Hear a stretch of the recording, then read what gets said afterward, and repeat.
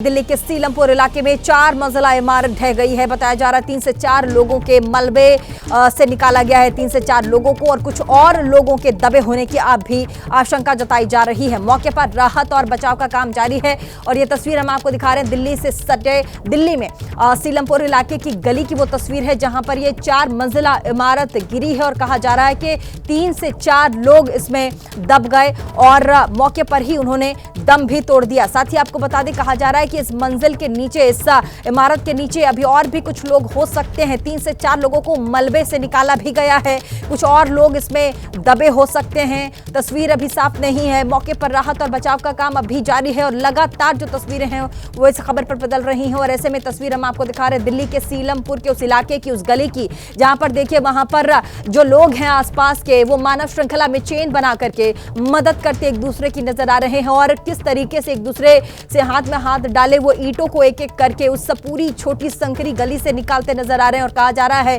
कि गली बहुत संकरा था जहां पर ये इमारत ढहा है और 4 मंजिला ये इमारत बताया जा रहा है जो भरभरा कर नीचे गिर गई। 3 से 4 लोगों को इस मलबे से बाहर निकाला गया और बताया जा रहा है कि इस मलबे के नीचे और भी लोग दबे हुए हैं। अभी कितने लोग हैं और कितने लोगों को और भी निकाला जा चुका है, स्थिति धीरे धीरे साफ होगी। लेकिन फिलहाल हम आपको तस्वीर दिखा रहे हैं दिल्ली के सीलमपुर के उस इलाके की, उस गली की, और गली बहुत संकरा है और देखिए किस तरीके से यहाँ पर राहत और बचाव का काम किया जा रहा है। लेकिन स्थानीय लोग भी जो हैं वो यहाँ पर मदद करते नजर आ रहे हैं। उनको पता है कि गली बहुत संकरी है और ऐसे में जो राहत का काम है वो बहुत समय ले सकता है, इसीलिए ये लोग भी एक दूसरे की मदद कर रहे हैं मानव श्रृंखला बनाकर।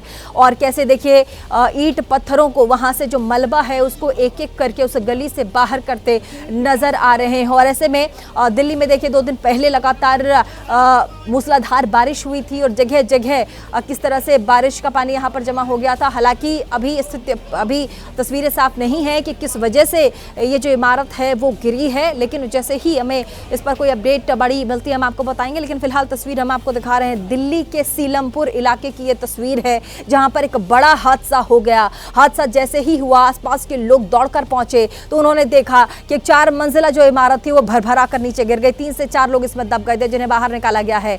और उत्तर प्रदेश के अलग अलग जिलों में बाढ़ और बारिश के तांडव की अलग अलग तस्वीरें भी सामने आई हैं। मानसून के दस्तक के साथ ही कई नदियां उफान पर हैं, लेकिन सबसे खराब हालात है चित्रकूट में। यहां मंदाकिनी नदी लगातार उफान पर है और अपने ये देखिए किस तरीके से वो रिहायशी इलाके में मंदाकिनी नदी का जो जल है वो घुस गया है। रिहायशी इलाकों में पानी की दस्तक दे रहा है। घर और मकान जल जंजीर में कैद है। गाड़ियां जलमग्न हो चुकी हैं। तस्वीरों को देखकर आप समझ सकते हैं कि स्थिति कितनी गंभीर और कितनी खराब है। तस्वीर हम आपको उत्तर प्रदेश के अलग अलग इलाके की दिखा रहे हैं और मानसून के दस्तक के साथ ही कई नदियों का उफान अपने चरम पर है। और ऐसे में सबसे खराब जो हालात बताया जाता है वो चित्रकूट का है। तस्वीर हम आपको चित्रकूट के दिखा रहे हैं। यहाँ पर मंदाकिनी नदी भी देखिए किस तरीके से अपने चरम पर है और पूरे रिहायशी इलाके को डुबा चुकी है। कहा जा रहा है कि घरों के भीतर तक ये पानी और कीचड़ घुस चुका है। दुकानें बंद हैं, तस्वीरों में देख रहे हैं आप।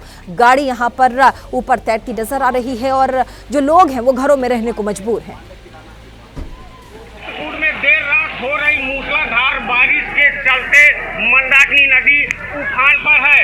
मंदाकिनी नदी के बाढ़ से रामघाट की सभी दुकानें जलमग्न हो गई हैं। इस वक्त हम चित्रकूट के रामघाट के टेम्पो स्टैंड पर उपस्थित है, जहां आप मेरे पीछे देख सकते हैं कि किस तरह से इस टेम्पो स्टैंड तक बाढ़ का पानी आ गया है और इस घाट पर नावें चल रही हैं। जो रामघाट के दुकानदार हैं वो नाव के सहारे अपना सामान और अपने परिवार को सुरक्षित किसी तरह से निकाल रहे हैं। बात करें जिला प्रशासन की तो जिला प्रशासन ने अलर्ट मोड पर सबको कर दिया है कि सब लोग वहां से सुरक्षित निकले और कोई भी वहां पर रुके ना। ये स्थितियां आप देख सकते हैं कि किस तरह से लोग रामघाट में नाव के सहारे अपना सामान लेकर के किसी तरह सुरक्षित स्थान पर आ रहे हैं। इन तस्वीरों से आप साफ अंदाजा लगा सकते हैं कि किस तरह से मंदाकिनी नदी का जलस्तर बढ़ रहा है। अभी भी आगे और भी मंदाकिनी नदी का जल स्तर बढ़ने की संभावना जताई जा रही है। Sohanlal, ABP News, Chitrakoot. बिहार की राजधानी पटना एक और वारदात से दहल उठी है। अपराधियों ने एक दुकानदार की गोली मारकर हत्या कर दी, जिसके बाद फिर बिहार की कानून व्यवस्था पर सवाल खड़े हो रहे हैं। पटना के रामकृष्ण नगर इलाके में तब अफरा तफरी मच गई जब एक दुकानदार को गोली मारने की वारदात सामने आई। मृतक इलाके में मौजूद त्रिशला मार्ट नाम की दुकान के मालिक थे। लोगों की माने तो बदमाश ने उन्हें गोली मारी और मौके से फरार हो गया, जिसकी जानकारी मिलने के बाद पुलिस मौके पर पहुंची। पुलिस ने मौका वारदात से सबूतों को खंगालने की कोशिश शुरू कर दी। साथ ही इलाके की नाकेबंदी कर बदमाशों को पकड़ने की कोशिश भी की जा रही है। जी, मैं आपको बताना चाहूँगा कि एक व्यक्ति जिनका नाम विक्रम झा है, वो यहाँ पे पूर्वी आसूचक में जो रामकृष्ण नगर थाना में पड़ता है, कुछ टाइम पहले उनको गोली मारी गई है और उनको इलाज के लिए ले जाया जा रहा था। इसी क्रम में उनकी मृत्यु हो गई। पुलिस का कहना है कि मौका वारदात से लूटपाट के सबूत नहीं मिले। ऐसे में हत्या की वजह पता लगाने में भी पुलिस जुट गई है। घटनास्थल को देख के प्रतीत होता है कि लूटपाट की ऐसी बात नहीं है। ये व्यक्ति यहाँ पे अपना किराना का दुकान चलाते थे, तो एक व्यक्ति ने आके इन्हें गोली मारी है। वहीं बिहार के हाजीपुर में भी मुजफ्फरपुर के मक्का कारोबारी को गोली मारकर लूट की वारदात को अंजाम दी गई है। घायल कारोबारी जख्मी हालत में है और अस्पताल में भर्ती है, जहां उसकी हालत गंभीर बताई जा रही है। अस्पताल में जिंदगी की जंग लड़ रहे ये वही मक्का कारोबारी दीपक शाह हैं, जिन्हें बदमाशों ने लूट के दौरान गोली मार दी। वारदात बलिगांव इलाके के चिकनौटा के पास NH-28 पर उस वक्त अंजाम दी गई जब दीपक शाह मक्का बेचकर घर वापस लौट रहे थे। वारदात के बाद दीपक शाह को गंभीर हालत में अस्पताल में भर्ती कराया गया है। घर से मकई लेके गलखिन बेच ओने से बेच के आबैत रहथिन न, तो गोली मार देलखिन रास्ता में, पैसा छीन लेलखिन 20,000 रुपया। वहीं वारदात को लेकर सियासत भी गर्म हो गई है। व्यवसायियों का जीना दुर्लभ हो गया है। व्यवसायियों के साथ जिस तरह की घटनाएं हो रही हैं, बिहार के अंदर भय का माहौल कायम हो गया है। दीपक शाह जी को गोली लगी है, उनका इलाज अभी चल रहा है। जैसे ही पुलिस को सूचना मिली, पुलिस तुरंत उनके पास गई और उनसे पूछताछ कर रही। जो लोग भी शामिल होंगे उसे बिहार में कोई नहीं बचा सकता। बिहार के हाजीपुर में ही एक और वारदात सामने आई है, जहां घर के पास बैठे युवक को अपराधी गोली मारकर फरार हो गए। घायल युवक को अस्पताल में भर्ती करवाया गया है। अस्पताल के बेड पर घायल पड़े इस युवक का नाम है मिट्ठू कुमार, जो अपने घर के पास बैठा था और यहां उसकी 2 युवकों के साथ मामूली कहासुनी हुई, जिसके बाद आरोपी युवकों ने मिट्ठू कुमार पर गोली चला दी, जिसमें वो घायल हो गया और अस्पताल पहुंच गया। वारदात के बाद से इलाके में हड़कंप मच गया है। मिट्ठू कुमार के घर वाले इस वारदात की वजह से दहशत में हैं और शुक्र मना रहे हैं कि गोली मिट्ठू कुमार के पैर में लगी, जिससे उसकी जान बच गई। वहीं पुलिस आरोपी युवकों की गिरफ्तारी की कोशिश में जुट गई है। आरोपियों की तलाश में कई जगहों पर छापेमारी की जा रही है। वहाँ पे व्यक्ति जिसका नाम मिट्ठू कुमार, वो अपने घर से पीछे गाछी में था। गाछी में भी 2 व्यक्ति और आए और उसी से किसी कारण बस जो है झगड़ा लड़ाई हुई। कारण का भी स्पष्ट नहीं बताया गया उनके द्वारा, और उस क्रम में जो है उनके द्वारा गोली चलाई गई, उनके पैर में लगी। जख्मी हुए हैं दोनों व्यक्ति जो इस कांड में शामिल है, उसको गिरफ्तारी की जा रही है। और वहीं बिहार के हाजीपुर में ही दिन दहाड़े ज्वेलरी शॉप में लूट की वारदात को अंजाम दिया गया है। बदमाशों ने यहां बंदूक की नोक पर लाखों रुपए के गहने लूटे और आराम से फरार हो गए। गरौल इलाके के इसी ज्वेलरी शॉप पर बदमाशों ने लाखों रुपए की लूट की वारदात अंजाम दी। लोगों ने बताया कि बाइक सवार 6 अपराधी मौके पर पहुंचे, जिन्होंने हथियार के दम पर ज्वेलरी शॉप में लूटपाट की वारदात को अंजाम दिया और 20 लाख रुपए के गहने लूटकर मौके से फरार हो गए। बदमाशों ने इस दौरान ज्वेलरी शॉप के मालिक की जमकर पिटाई भी की और उसे बुरी तरह से जख्मी कर दिया। वारदात की जानकारी मिलते ही पुलिस विभाग में हड़कंप मच गया, जिसके बाद मौके पर पहुंची पुलिस ने तफ्तीश शुरू कर दी। पुलिस अब दावा कर रही है कि अपराधी जल्द पकड़े जाएंगे। हम लोगों ने एक विशेष टीम बनाया है, DIU की टीम भी लगी है और जल्दी हम लोग इसे डिटेक्ट कर लेंगे। कुछ से हम लोगों को क्लू अभी आया है, कुछ क्लू हम लोग को मिला है और बाकी FSL की टीम भी यहाँ पे काम कर रही है। जल्दी हम लोग इसे डिटेक्ट करेंगे। एक तरफ पुलिस जल्द अपराधियों को पकड़ने का दावा कर रही है, तो दूसरी ओर दिन दहाड़े हुई इस वारदात से इलाके के लोग दहशत में हैं। यूपी के बुलंदशहर में कोतवाली देहात पुलिस और बाइक सवार 2 बदमाशों के बीच मुठभेड़ हो गई, जिसमें दोनों लोग गोली लगने की वजह से घायल हो गए, जिन्हें इलाज के लिए अस्पताल में भर्ती कराया गया है। दरअसल पुलिस कुडबल बनारस इलाके के पास संदिग्ध गाड़ियों की चेकिंग कर रही थी। इसी दौरान एक बाइक को रुकने का इशारा किया गया, लेकिन उस पर सवार 2 लोगों ने पुलिस पर फायरिंग शुरू कर दी और भागने की कोशिश करने लगे। जिसके बाद पुलिस ने भी तुरंत जवाबी गोलीबारी की, जिसमें 2 लोग घायल हो गए। दोनों की पहचान आलम और इरफान के रूप में हुई है, जो बदमाश हैं। गोली लगने के बाद एक बदमाश पुलिस से रहम की भीख मांगने लगा। सर गलती हो गई बहुत बड़ी। जी सर गलती हो गई बहुत बड़ी। गलती हो गई बहुत बड़ी सर। सर गलती हो गई बहुत बड़ी सर। ये दोनों अपराधी 7 जुलाई को एक महिला शिक्षक की चेन लूटकर फरार हो गए थे। इनके पास से लूटी हुई चेन भी बरामद कर ली गई है। इनके द्वारा विगत दिनों कोतवाली देहात में जो चैन स्नैचिंग की घटना हुई थी, उस घटना में अपनी संलिप्तता कबूल की है। इनके पास से एक तमंचा अवैध, पोखा कारतूस, जिंदा कारतूस और जो चैन स्नैचिंग की घटना हुई थी उसमें जो चैन थी वो बरामद हुई। इसके अलावा एक बाइक भी बरामद की गई है। दोनों अभियुक्तों को हिरासत में लेकर पूछताछ कर आगे की विधिक कार्रवाई की जाएगी। यूपी के भदोही में भी पुलिस की रेप के आरोपी के साथ मुठभेड़ हुई। इस दौरान पुलिस की जवाबी कार्रवाई में आरोपी बदमाश के पैर में गोली लगी है। दरअसल भदोही के सुरियामा थाना इलाके में बीती रात को 8 साल की बच्ची से रेप हुआ था, जिसके बाद से पुलिस आरोपी बदमाश की तलाश कर रही थी। मध्य प्रदेश के कटनी में एक बच्चा तेज बहाव के बीच फंस गया, जिसके बाद एबीपी न्यूज के रिपोर्टर लीलाधर जाटव ने बिना अपनी परवाह किए बच्चे को तेज बहाव के बीच से सुरक्षित बाहर निकाला। मूसलाधार बारिश के बाद कटनी में यह बच्चा नाले के पास पानी के तेज बहाव के बीच फंस गया। आप साफ देख सकते हैं कि कैसे ये बच्चा एक दीवार पर खड़ा है और इसके चारों ओर पानी का तेज बहाव दहशत पैदा कर रहा है। ये बच्चा पानी के बाहर निकलने की कोशिश करता है, लेकिन तेज बहाव की वजह से इसकी हिम्मत जवाब दे जाती है। ये बच्चा इसी तरह पानी के बहाव के बीच करीब 1.5 घंटे तक फंसा रहा। वहीं इसी दौरान एबीपी न्यूज के रिपोर्टर लीलाधर जाटव मौके पर पहुंचे, जिन्होंने बच्चे को पानी के तेज बहाव में फंसा देखा तो ये अपनी परवाह किए बगैर पानी के तेज बहाव में उतर गए और बच्चे का हाथ पकड़कर सुरक्षित उसे बाहर तक लेकर आए। कई सारे लोग पानी के बीच फंसे बच्चे को काफी देर से देख रहे थे, लेकिन उसकी मदद के लिए कोई आगे नहीं आया। हालांकि गनीमत रही कि हमारे रिपोर्टर लीलाधर जाटव वक्त पर पहुंच गए, जिन्होंने किसी चीज की परवाह किए बगैर इस बच्चे को पानी के तेज बहाव से बाहर निकाला। वहीं एमपी के छतरपुर में मछली पकड़ने गया एक युवक काठन नदी के बीच मौजूद टापू पर फंस गया, जिसकी जानकारी मिलने के बाद रेस्क्यू टीम यहां पर पहुंची और युवक को बचा लिया गया। पुलिस और डिजास्टर मैनेजमेंट की टीम काठन नदी के बीच बने टापू पर पहुंची। वहां फंसे युवक को रेस्क्यू कर नाव में बिठाया और युवक को लेकर टीम किनारे की ओर नाव से बढ़ने लगी। मामला सिहवाहा इलाके का है, जहां पर यह युवक मछली पकड़ने के लिए काठन नदी के बीच मौजूद टापू पर गया था, लेकिन इसी बीच नदी का जलस्तर तेजी से बढ़ने लगा, जिससे लोगों की सांसें अटक गईं। वहीं सूचना मिलने के बाद पुलिस और डिजास्टर मैनेजमेंट की टीम मौके पर पहुंची, जिसने युवक को रेस्क्यू कर बचाया और फिर सुरक्षित नदी के किनारे तक लेकर आई।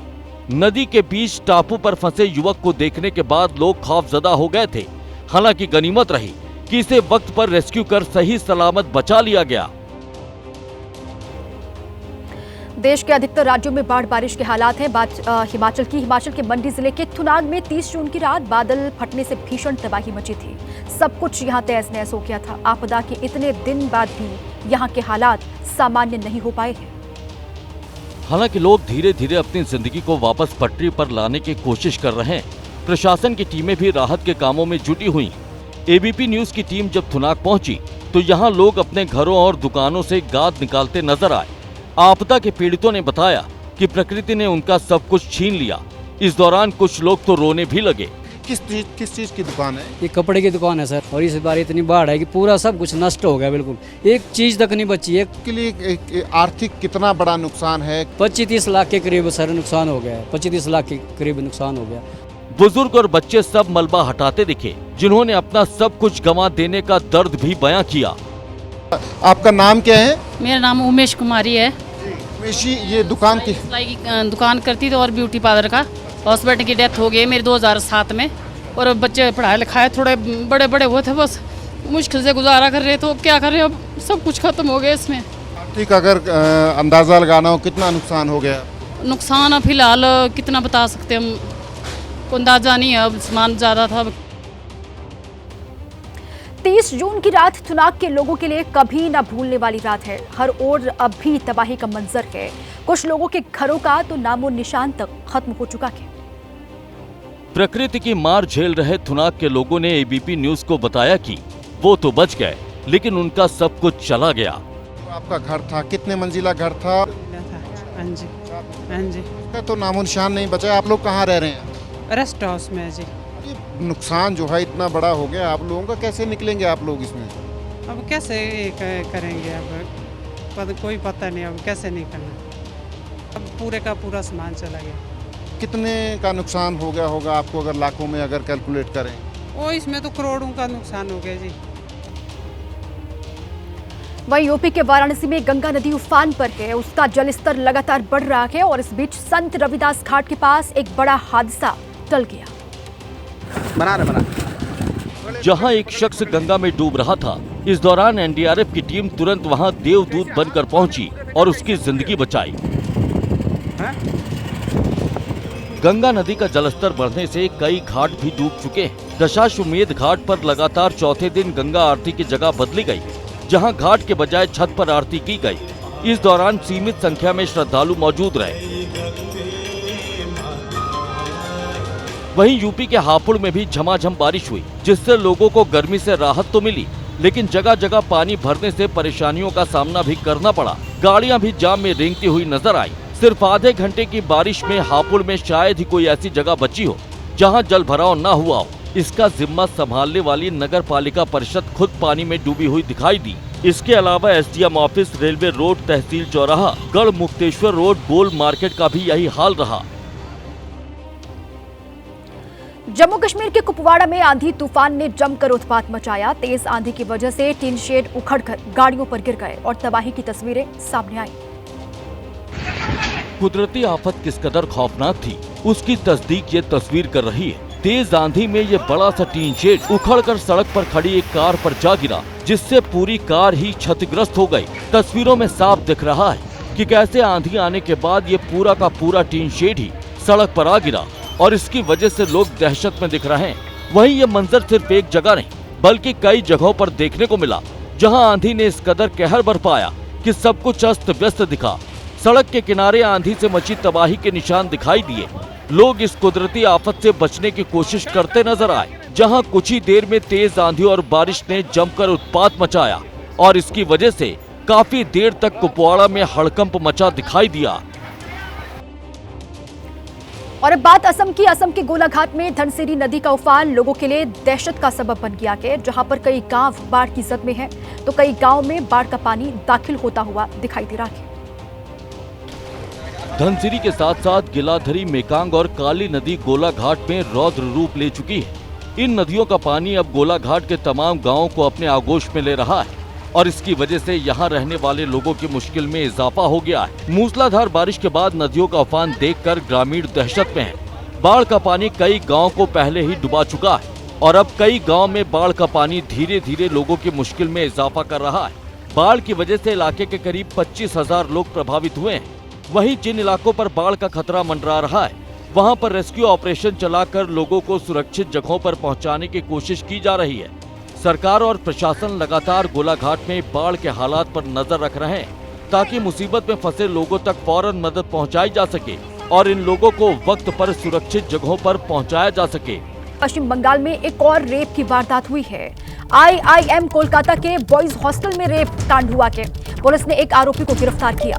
ये बड़ी खबर पश्चिम बंगाल से इस वक्त आ रही है, जहां पर एक और रेप की वारदात को अंजाम दिया गया। IIM कोलकाता के बॉयज हॉस्टल में ये वारदात हुई है और बड़ी अपडेट ये है इस पूरे ही मामले में कि पुलिस ने एक आरोपी को गिरफ्तार कर लिया है।